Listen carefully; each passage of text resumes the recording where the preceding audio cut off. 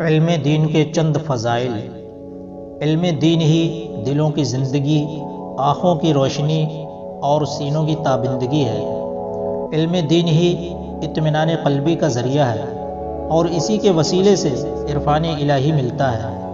علم دین ہی وہ میزان ہے جس میں اقوال و احوال و اعمال وزن کیے جاتے ہیں۔ علم دین ہی وہ حاکم ہے جو شک و یقین اور ہدایت و گمراہی میں فیصلہ کرتا ہے۔ علم دین ہی حلال و حرام، جائز و ناجائز میں فرق بتلاتا ہے، اور علم دین ہی کی بدولت الحب للہ والبغض للہ کی دولت ہاتھ کھاتے ہیں۔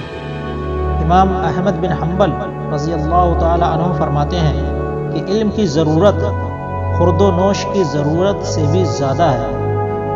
آب و دانے کی ضرورت تو دن رات میں صرف 2 مرتبہ پڑتی ہے، مگر علم کی ضرورت ہر ایک سانس پر ہے۔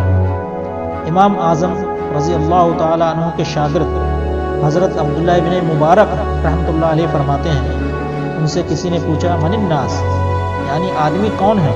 فرماتے ہیں علماء۔ حضرت امام غزالی فرماتے ہیں کہ جو عالم نہ ہو، امام ابن مبارک نے اسے آدمی نہ گنا۔ اس لیے انسان اور چوپائے میں فرق علم ہی کا ہے، اور علم ہی کے باعث اس کا شرف ہے۔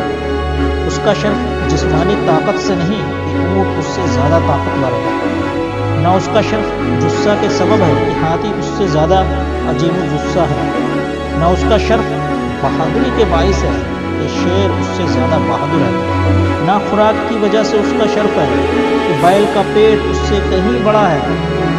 آدمی تو صرف علم کے لیے بنایا گیا اور علم ہی سے اس کا شرف ہے۔ حدیث شریف میں ہے کہ رسول اللہ صلی اللہ تعالی علیہ وسلم نے فرمایا خذوا عالما او متعلما او مستمعا او محبا ولا تكن خامسا فتهلك۔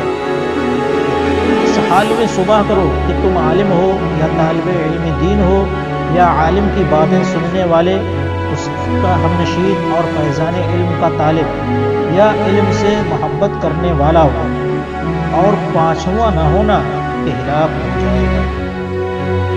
غرض دونوں جہاں میں سرخروئی کا دار و مدار علم دین پر ہے، اور علم دین ہی کی ڈوریوں سے دونوں جہاں کی منزلیں وابستہ ہیں۔